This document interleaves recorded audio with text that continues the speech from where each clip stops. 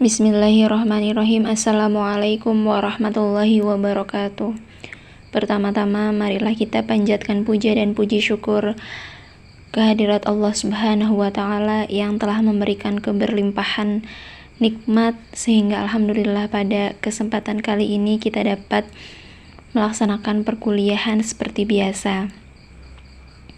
Shalawat dan salam tercurah limpahkan kepada junjungan kita Rasulullah Muhammad Sallallahu Alaihi Wasallam, Allahumma sholli alaihi, yang kelak kita nantikan syafaatnya di yaumil qiyamah. Tidak lupa saya ucapkan terima kasih kepada Bapak dosen kita, Bapak Dr. Andes Asep Herdi MAG, selaku pengampu materi atau mata kuliah Hadis Tarbawi, yang telah memberikan kami kesempatan untuk mempresentasikan makalah yang telah kami susun. Kami dari kelompok 9 izin memperkenalkan diri. Kami beranggotakan 2 orang, yakni saya sendiri Kiki Joleha dan rekan saya Latifah. Untuk mempersingkat waktu, marilah kita memulai presentasi pada kesempatan kali ini dengan bacaan basmalah bersama. Bismillahirrahmanirrahim. Pada pembahasan kali ini kita akan membahas hadis tentang reward dan punishment. Hadis ini kami ambil dari hadis Arba'in nomor 24 yang berbunyi, Bismillahirrahmanirrahim. An Abi Dzarrin Al-Ghifari radhiyallahu anhu anin Nabi sallallahu alaihi wasallam fima yarwihi an Rabbih azza wa jalla annahu qala ya ibadi inni haramtu al-dhulma ala nafsi faja'altuhu bainakum muharraman fala tadhalamu.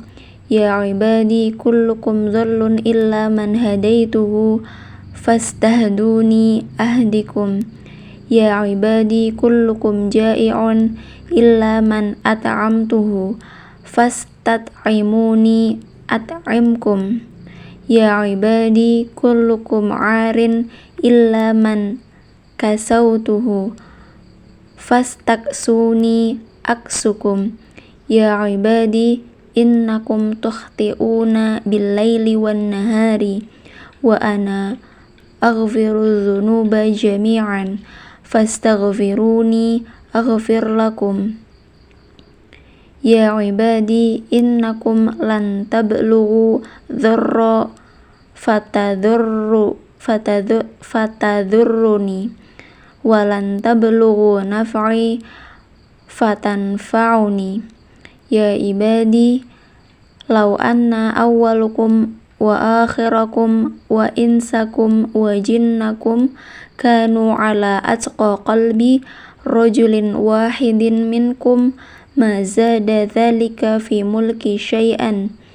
Ya ibadi law anna awwalukum wa akhirakum wa insakum wa jinnakum kanu ala afjaril qalbi rajulin wahidin ma naqasa dhalika min mulki syai'an. Ya ibadi law anna awwalukum wa akhirakum wa insakum wa jinnakum qamu fi sa'idin wahidin fas'aluni fa'a'taitu kulla insanin mas'alatahu ma naqasa dhalika mimma indi illa kama yankusu al-mikhyatu idza adkhilal bahra. Ya ibadi innama hiya a'malukum ahsiha lakum thumma uwaffikum iyyaha faman wajada khairan falyahmadillah wa man wajada ghaira dzalika fala yalwi manna illa nafsahu, rawahu Muslim. Artinya, Dari Abu Dzar Al-Ghifari radhiyallahu anhu, dari Nabi Shallallahu alaihi wasallam, beliau meriwayatkan dari Allah Azza wa Jalla, sesungguhnya Allah telah berfirman, "Wahai hambaku, sesungguhnya aku mengharamkan kezaliman atas diriku, dan aku menjadikan kezaliman itu haram di antara kalian. Maka janganlah kalian saling menzalimi. Wahai hambaku, kalian semua sesat kecuali orang yang telah kami beri petunjuk. Maka hendaklah kalian meminta petunjuk kepadaku, pasti aku akan memberinya. Wahai hambaku, kalian semua adalah orang-orang yang lapar, kecuali orang yang aku beri makan. Maka hendaklah kalian meminta makan kepadaku, pasti aku akan memberinya. Wahai hamba-hambaku, kalian semua asalnya adalah telanjang, kecuali orang yang telah aku beri pakaian. Maka hendaklah kalian meminta pakaian kepadaku, pasti aku akan memberinya. Wahai hambaku, sesungguhnya kalian berbuat dosa pada waktu malam dan siang, dan aku mengampuni dosa-dosa itu semuanya. Maka mintalah ampun kepadaku, aku pasti akan mengampuni kalian. Wahai hamba-hambaku, sesungguhnya kalian tidak akan dapat membinasakanku, dan kalian tak akan dapat memberikan manfaat kepadaku. Wahai hambaku, kalaulah orang-orang terdahulu dan yang terakhir di antara kalian, sekalian manusia dan jin, mereka itu bertakwa seperti orang yang paling bertakwa di antara kalian, tidak akan menambah kekuasaanku sedikit pun. Dan jika orang-orang terdahulu dan yang terakhir di antara kalian, sekalian manusia dan jin, mereka itu berhati jahat seperti orang yang paling jahat di antara kalian, tidak akan mengurangi kekuasaanku sedikit pun juga. Wahai hambaku, jika orang-orang terdahulu dan yang terakhir di antara kalian, sekalian manusia dan jin yang tinggal di bumi ini meminta kepadaku, lalu aku memenuhi seluruh permintaan mereka, tidaklah hal itu mengurangi apa yang ada padaku, kecuali sebagaimana sebatang jarum yang dimasukkan ke laut. Wahai hambaku, sesungguhnya inilah amal perbuatan kalian. Aku catat semuanya untuk kalian, kemudian kami akan membalasnya.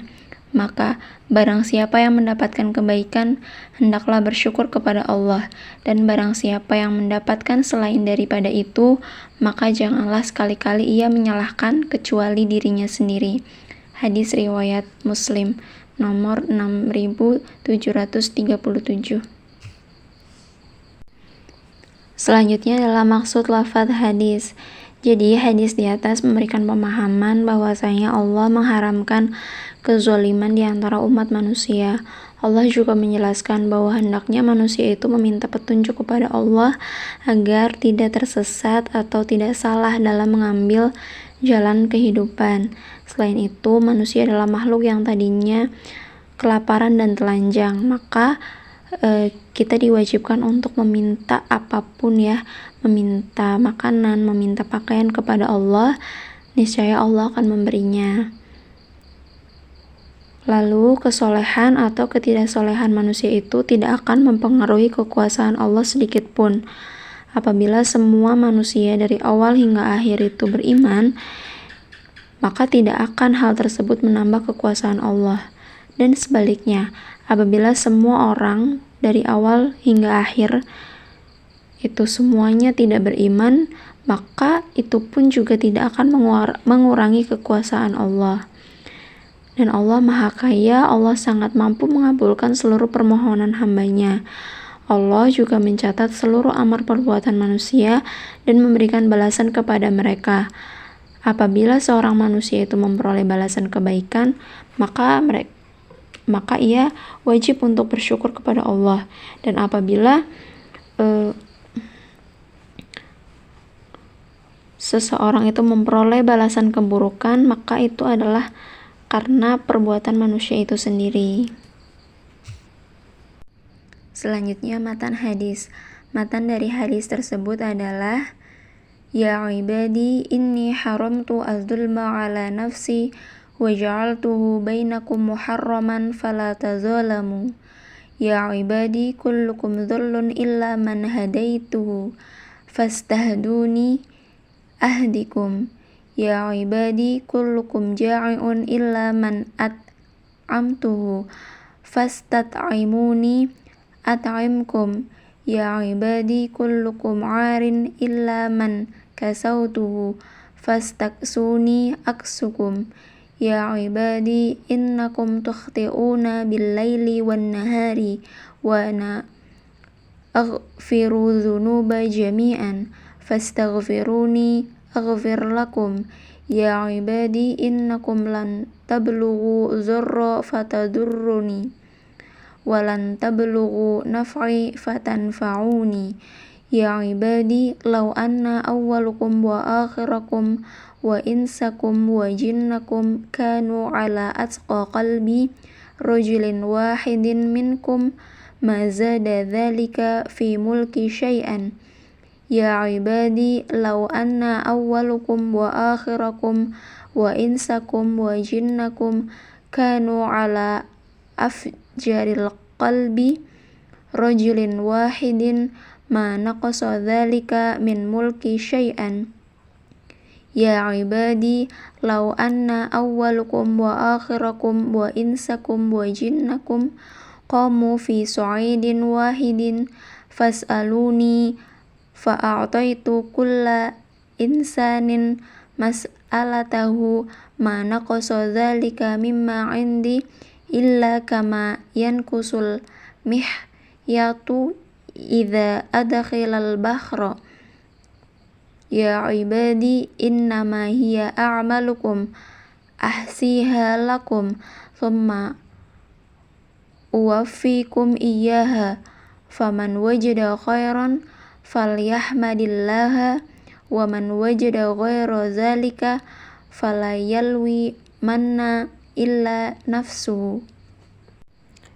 Syahid hadis Rasulullah sallallahu alaihi wasallam bersabda, an Ibni Abbasin radhiyallahu anhuma an Rasulullah sallallahu alaihi wasallam fima yarwihi an rabbih tabaraka wa ta'ala qala innallaha katabal hasanatin wa sayyiati thumma bayyana dhalika faman hamma bihasanatin falam ya'malha katabahallahu 'indahu hasanatan kamilatan wa in hamma biha fa'amilaha katabahullahu 'azza wa jalla 'indahu 'ashra hasanatin ila 700 di'fin ila ad'afin katsiratin wa in hamma bisayyi'atin falam ya'malha katabahallahu 'indahu hasanatan kamilatan wa in hamma biha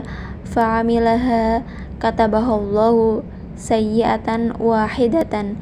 Rawahu Bukhari wa Muslim fi sahihihima bihadhil huruf.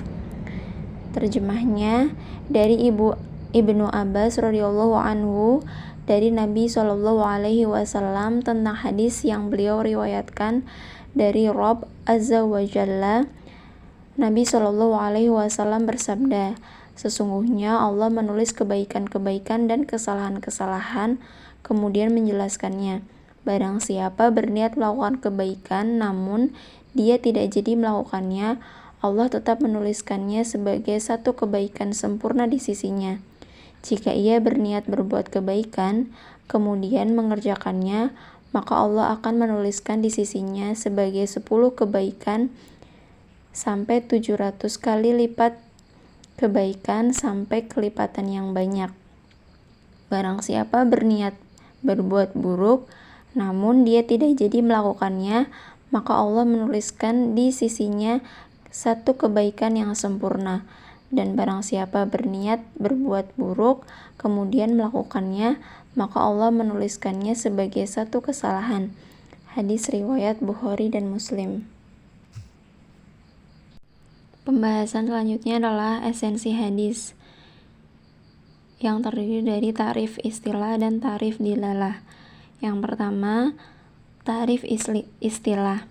Berdasarkan ta'rif istilah, hadis mengenai reward dan punishment yang diriwayatkan oleh Imam Muslim ini termasuk hadis qudsi, yaitu hadis yang secara makna datang dari Allah, sementara redaksinya dari Rasulullah Shallallahu alaihi wasallam. Sehingga hadis qudsi ini adalah berita dari Allah kepada nabinya melalui ilham atau mimpi. Kemudian Rasulullah Shallallahu Alaihi Wasallam menyampaikan hal itu dengan ungkapan atau lafaz beliau sendiri. Terus yang kedua, ta'rif dilalah. Esensi hadis memang tidak bisa dipahami hanya dengan ta'rif terminologis, namun juga harus diketahui dengan ta'rif dilalah, yakni ta'rif secara nyata dengan penunjukan hadis pada kitab hadis. Hadis secara dilalah atau real adalah semua hadis yang termaktub pada kitab hadis, yakni diwan atau al-masadir al-asliyah, hasil dari proses riwayat dan tadwin yang ditekuni oleh para muhadisin sampai pada abad ke-5 Hijriah, yang terdiri dari kitab musnad dan kitab musannaf. Nah, pada hadis tentang reward dan punishment dikatakan hadis secara dilalah karena termaktub pada kitab hadis, yakni kitab Imam Muslim. Lebih tepatnya termaktub dalam hadis arba'in. Sebab hadis secara dilalah adalah semua hadis yang termaktub pada kitab hadis atau masadir asliyah. Tandanya adalah footnote rawahu Muslim, berarti diriwayatkan oleh Muslim dan termaktub di kitab Sahih Muslim. Selanjutnya adalah jenis hadis. Kita lihat dari yang pertama, dari segi jumlah rawi. Nah, berdasarkan jumlah rawinya, hadis terbagi menjadi hadis mutawatir dan hadis ahad. Hadis mutawatir adalah hadis yang rawinya itu banyak, minimal 4 orang per tobaqoh. Sedangkan hadis ahad adalah hadis yang jumlah rawinya tidak sampai 4 orang per tobaqoh. Misalnya hadis masyhur itu rawinya 3 orang per tobaqoh. Hadis aziz rawinya 2 orang per tobaqoh, dan hadis gharib yang rawinya 1 orang per tobaqoh. Nah, berdasarkan kriteria tersebut, hadis tentang reward dan punishment yang kami sebutkan di atas adalah hadis qudsi ghairu mutawatir, karena hadis qudsi ini diturunkan secara privat atau khusus ya kepada Nabi Muhammad sebagai seorang rasul, baru kemudian Rasulullah menyebarkan dengan redaksi beliau. Selanjutnya dari segi matan hadis. Nah, dari segi matan hadis itu terbagi menjadi hadis marfu, yaitu hadis yang idhofahnya kepada Rasulullah. Ada lagi hadis mauquf, idhofahnya kepada sahabat, dan ada juga hadis maqtu, idhofah kepada tabi'in, serta yang terakhir ini adalah hadis qudsi, yakni idhofahnya kepada Allah tetapi bukan Al-Quran. Nah, berdasarkan kriteria ini, hadis tentang reward dan punishment yang telah kami sebutkan merupakan hadis qudsi, yakni hadis yang idhofahnya kepada Allah Subhanahu wa Ta'ala tetapi bukan merupakan Al-Quran. Buktinya adalah lafaz fi ma yarwihi an rabbihi azza wa jalla annahu qala. Lalu yang ketiga adalah jenis hadis berdasarkan sanad hadis. Nah, dari segi persambungan sanad, hadis itu terbagi menjadi muttasil dan munfasil. Hadis muttasil adalah hadis yang sanadnya bersambung, yakni rawi murid dan guru yang ada pada sanad itu bertemu atau liqa karena hidup sezaman, setempat, ataupun seprofesi, yakni sebagai perawi hadis. Sedangkan hadis munfasil adalah hadis yang sanadnya terputus. Putus rawi pertama disebut mursal, putus pada mudawwin dan gurunya disebut hadis mu'allaq, putus 1 rawi disebut hadis munqati, putus 2 rawi dalam 2 tobaqoh yang berturut-turut disebut hadis mu'dhal. Nah, berdasarkan kriteria di atas ini, maka hadis tentang reward dan punishment yang telah kami sebutkan termasuk hadis mutasil karena perawinya langsung mendengar hadis dari Rasulullah. Buktinya adalah dari lafadz an. Selanjutnya adalah tasih dan kualitas hadis. Kualitas hadis itu terbagi menjadi 2. Yang pertama adalah makbul, yang kedua adalah mardud. Makbul itu adalah hadis yang diterima sebagai hujjah, sedangkan mardud adalah hadis yang ditolak sebagai hujjah. Nah, hadis makbul ini terdiri dari 2, yakni hadis sahih dan hadis hasan. Sedangkan hadis mardud ini biasanya adalah hadis dhaif atau hadis yang lemah. Berdasarkan kriteria tersebut, hadis tentang reward dan punishment yang telah kami sebutkan di atas adalah hadis makbul karena hadis tersebut merupakan hadis qudsi, yakni hadis yang idhofahnya langsung kepada Allah Subhanahu wa taala. Selain daripada itu, hadis tersebut disebut hadis makbul karena yang pertama, rawinya adil, yang kedua, tamud dobit atau sempurna keterperiharaannya. Terus yang ketiga, sanadnya mutasil. Yang keempat, matannya marfu. Yang kelima, tidak ada ilat. Dan yang keenam, tidak janggal. Selanjutnya adalah i'tibar. Nah, ada 3 cara untuk menentukan kualitas hadis dengan menggunakan i'tibar, yakni yang pertama adalah i'tibar diwan, adalah penentuan peningkatan kualitas hadis dan penyebutan kualitas hadis atas dasar petunjuk dari jenis kitabnya. Yang kedua, i'tibar syarah, yakni penjelasan dari kitab syarah. Dan yang ketiga, i'tibar fan, yakni dari pembahasan kitab ilmu. Nah, di sini kami menentukan hadis dengan menggunakan i'tibar diwan. Dan sebagaimana telah diketahui dari penjelasan sebelumnya bahwa hadis tentang reward dan punishment ini termaktub dalam kitab Sahih Muslim dan juga kitab hadis arba'in. Oleh sebab itu, menurut konvensi muhadisin, jenis kitab hadis yang footnote-nya sahih, maka hadisnya juga sahih. Selanjutnya, tahammul hadis. Karena hadis tersebut termasuk hadis yang makbul, yakni hadis sahih, maka dapat diterima menjadi hujah dan pada dasarnya memang dapat diamalkan dan digunakan, terutama sebagai rujukan. Nah, hadis makbul yang dapat diamalkan itu disebut hadis makbul ma'mulun bih, yakni hadis muhkam, yaitu hadis yang dapat diamalkan secara pasti karena tidak ada syubhat atau keraguan sedikit pun dan tidak ada pertentangan dengan hadis yang lain yang mempengaruhi atau berlawanan artinya. Jadi secara jelas dan tegas lafadz dan maknanya itu benar gitu ya. J. Munasabah hadis.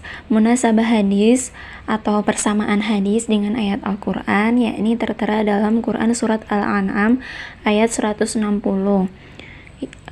yang berbunyi Bismillahirrahmanirrahim. Man jaa'a bil hasanati falahu 'asyru amsalha wa man jaa'a bis sayyi'ati fala yujza illa mithliha wa hum la yuzlimun. Artinya, barang siapa berbuat kebaikan mendapat balasan 10 kali lipat dari amalnya, dan barang siapa berbuat kejahatan akan dibalas seimbang dengan kejahatannya. Mereka sedikit pun tidak dirugikan atau dizalimi. Quran surat Al-An'am ayat 160. Nah, penjelasan mengenai ayat tersebut, yakni barang siapa yang datang di hari kiamat dengan perbuatan yang baik berupa ketaatan, maka baginya balasan 10 kebaikan yang semisal. Nah, ini merupakan bentuk keadilan dan karunia yang telah ditetapkan oleh Allah.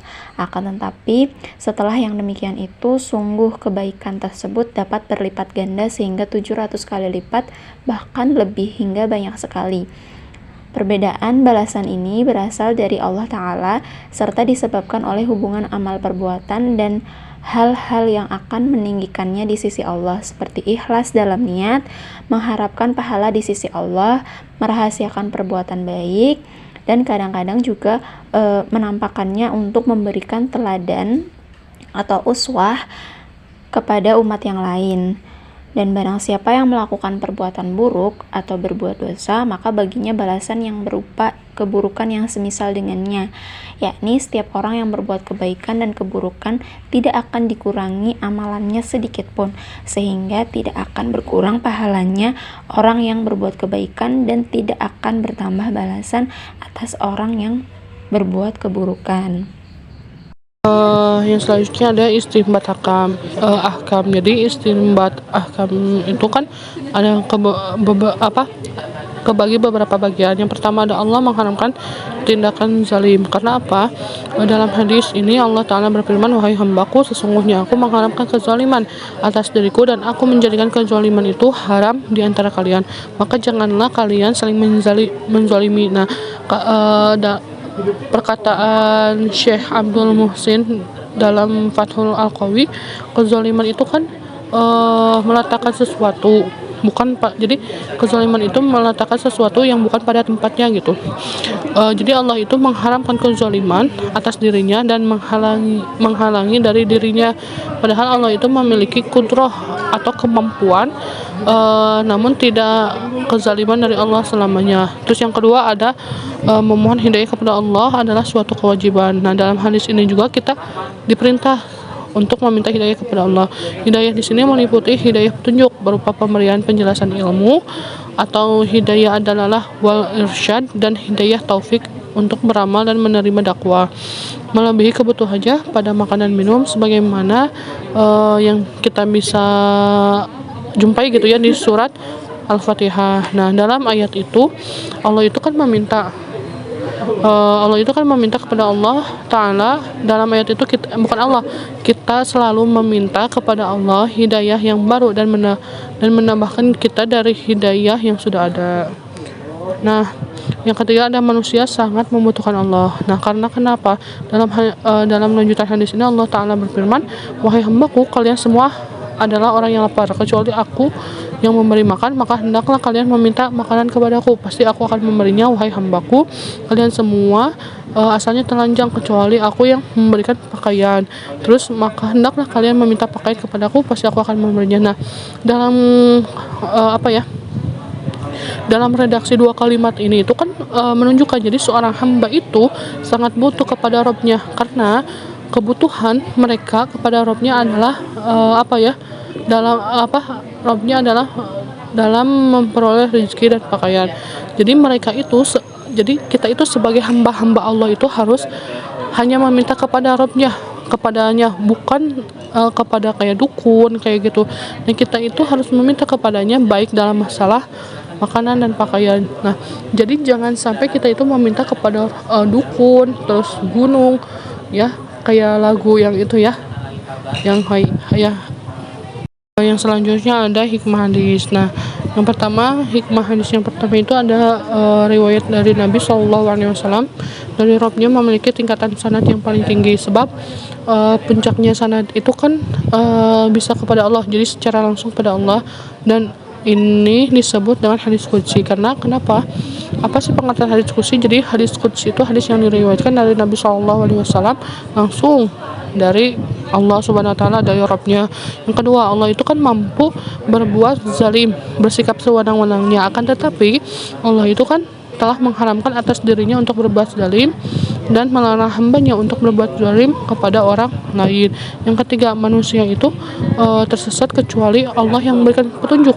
Karena dari faedah ini kita bisa menyimpulkan bahwa kita itu wajib untuk senantiasa memohon hidayah kepadanya supaya kita tidak tersesat. Terus yang keempat, ada pada dasarnya manusia itu dalam keadaan lapar karena mereka sama sekali tidak memiliki kemampuan untuk membuat sesuatu yang bisa menahan jasad mereka tetap hidup. Maksudnya itu, mintalah makan kepadaku, yaitu meminta makan, berusaha mencari rezeki, atau yang bahasa sekarang itu ikhtiar gitu, dan mengharapkan keutamanya. Tentu saja diperoleh disertai dengan usaha, ya ikhtiar tadi. Yang selanjutnya, manusia itu kan pada dasarnya berada dalam keadaan telanjang, sama kayak makan, hingga Allah juga memberikan pakaian. Bisa jadi manusia itu telanjang secara fisik, bisa jadi pula telanjang secara maknawi, tidak ada ruh gitu. Nah, yang keenam, manusia itu banyak kesalahan, tetapi betapapun walaupun manusia banyak dosa dan kesalahan, Allah Ta'ala mengampuninya jika ia meminta ampunan kepada Allah. Bentuknya adalah meminta ampunannya itu dalam bentuk istighfar. Beristighfar bisa dilakukan dengan dua cara, yaitu memohon ampunan dengan ucapan seperti ucapan astagfirullah, atau memohon ampunan dengan amal soleh yang menjadi sebab tercapainya ampunan. memohon ampunan dengan amal soleh, misalkan amal solehnya kayak sedekah atau apa gitu ya. Yang ketujuh, Allah akan menghapuskan seluruh dosa bagi yang meminta ampunan kepadanya. Adapun yang tidak mengucapkan istighfar, dosa kecil akan terhapus dengan amal soleh, sedangkan dosa besar harus disertai dengan taubatan nasuha, dengan taubatan yang sungguh-sungguh. Nah, tidak bisa dihapuskan oleh amal soleh menurut jumhur ulama. Adapun masalah kufur harus disertai dengan taubatan nasuha, karena taubatan nasuha itu membuat kita menjadi manusia yang lebih baik lagi berdasarkan ijma para ulama gitu. Yang selanjutnya ada Allah Ta'ala itu kan menghitung amalan hambanya. Artinya Allah itu menetapkan gitu, menetapkan dengan bilangannya, sehingga tidak ada seorang pun yang dapat dikurangi hanya sedikit pun. Yang beramal sebesar biji zarah akan dibalas gitu. Yang selanjutnya, siapa saja yang beramal niscaya akan dibalas oleh Allah tanpa Allah berbuat zalim sedikit pun kepada manusia. Siapa yang telat dalam beramal soleh, ia tidak akan mendapatkan kebaikan, maka celaannya dalam dirinya. Yang selanjutnya, wajib memuji Allah bagi yang mendapatkan kebaikan. Hal itu dikarenakan hal Allah itu kan memudahkan untuk beramal soleh. Yang kedua, Allah itu kan membalas dengan pahala. Yang selanjutnya ada problematika tafhin dan tanbih. Yang pertama, dalam Islam itu kan jangan kita itu saling menjolimi, sebagaimana disebutkan dalam hadis di atas ya. Mengolok atau menghina orang lain itu gak boleh, maupun dari golongan apapun, mau dari suku apapun kan tidak boleh ya, dilarang. Nah, yang kedua ada pada dasarnya itu kan semua manusia itu sesat dan hanya Allah yang memberikan petunjuk. Karena itu kita wajib meminta petunjuk dari Allah Subhanahu wa taala, bukan dari dukun atau apapun, atau dibilangnya orang pintar gitu. Itu tidak boleh. Yang ketiga, pada dasarnya kita semua itu adalah manusia yang tak punya. Kita itu miskin di hadapan Allah. Makan dan minum pun semuanya datangnya dari Allah. Begitu juga dengan pakaian kita dan aksesoris yang kita pakai ini, yang ada di kehidupan kita ini, semuanya dari Allah, baik melalui usaha yang diupayakan maupun selainnya, seperti nikmat Allah di alam raya ini.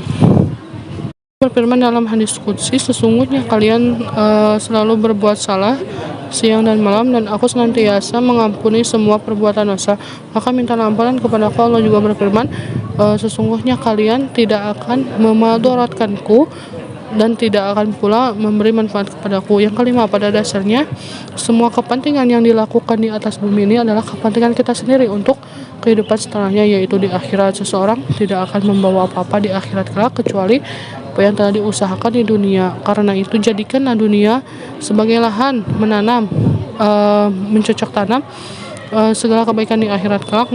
Masa panennya barang siapa yang berbuat keburukan, maka akan mendapatkan balasan keburukan dan dosa, dan barang siapa yang berbuat kebaikan maka akan mendapatkan kebaikan dan pahala dari Allah. Terima kasih saya sampaikan kepada rekan saya Latifah yang telah menjelaskan. Kemudian yang terakhir, kesimpulannya, kandungan dari hadis yang kami sebutkan di atas seputar reward dan punishment itu adalah tentang larangan berbuat zalim, perintah meminta segala sesuatu kebutuhan hidup kita itu hanya kepada Allah, dan penjelasan dari Allah mengenai balasan perbuatan baik dan buruk. Perbuatan baik akan mendapatkan balasan berupa kebaikan pula, begitu pula sebaliknya. Perbuatan buruk juga akan mendapatkan balasan keburukan. Nah, Allah ini maha adil ya teman-teman. Allah maha adil kepada seluruh hambanya. Seperti dalam munasabah hadis, tadi telah disebutkan bahwasanya Allah akan membalas kebaikan dengan kebalikan yang berlipat ganda. Ya, subhanallah sekali. Maha pengasihnya Allah ya. Allah membalas kebaikan itu dengan kebaikan yang berlipat ganda. Dari satu kebaikan penuh dilipat gandakan menjadi 700, bahkan lebih dari itu, sampai kita itu tidak tahu ya berlipat ganda sebanyak apa kebaikan yang akan Allah balas kepada apa-apa yang kita niatkan karena Allah. Sedangkan apabila seorang hamba berniat untuk melakukan keburukan tapi ia tidak jadi melakukannya, hanya niat saja, baru niat kemudian tidak jadi melakukan, maka Allah pun membalasnya dengan kebaikan yang sempurna untuknya. Sesungguhnya Allah Maha Pengasih lagi Maha Penyayang. Sedangkan apabila seorang manusia itu melakukan keburukan, sudah diniatin dan dilakukan, Allah hanya mencatat atau membalasnya itu dengan satu keburukan yang sama. Kalau misalnya kita melakukan kebaikan, Allah membalasnya dengan kebaikan yang berlipat-lipat. Nah, di sini menunjukkan kemahaadilannya Allah dan kemaha pengasih dan maha penyayangnya Allah. Terima kasih telah memperhatikan presentasi dari kami. Mohon maaf apabila terdapat banyak kesalahan dan kekurangan.